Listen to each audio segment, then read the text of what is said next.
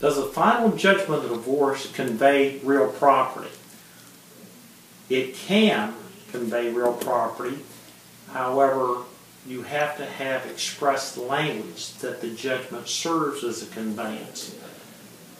In particular, whenever we have these final judgments that are done by the parties, rarely do they provide for the judgment to serve as a conveyance of the property to the one particular spouse who's supposed to receive it. Some of the final judgment I see prepared by divorce counsel, they say that the other party is to execute a deed conveying the real property. So the proper language that needs to be incorporated in a final judgment of divorce is that the judgment serves as a conveyance of the real property from one spouse to the other.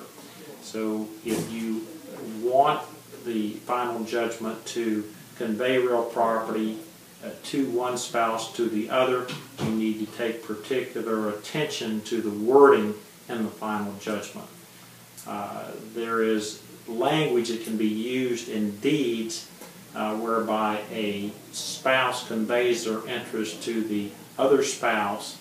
If there's a mortgage on the property, ordinarily they would require documentary stamps. However, if it's their homestead property and it's being conveyed pursuant to a marital settlement agreement and divorce proceeding, then the Department of Revenue does not require the documentary stamps be placed on the conveyance.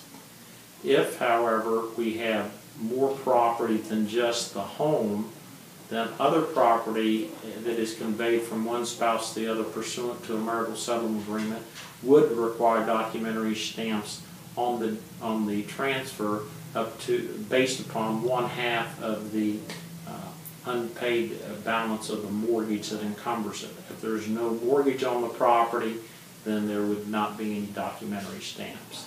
So if you're getting divorced and you want the final judgment of divorce to convey the real property from one spouse to the other, you need to pay particular attention to the judgment that's entered. And it is a great idea to provide for that so that there is not a problem with judgments attaching to the spouse who's supposed to convey the property, their interest after they're divorced or pre-existing judgments. So if you need some help with that, you'll give me a call at 727-847-2288.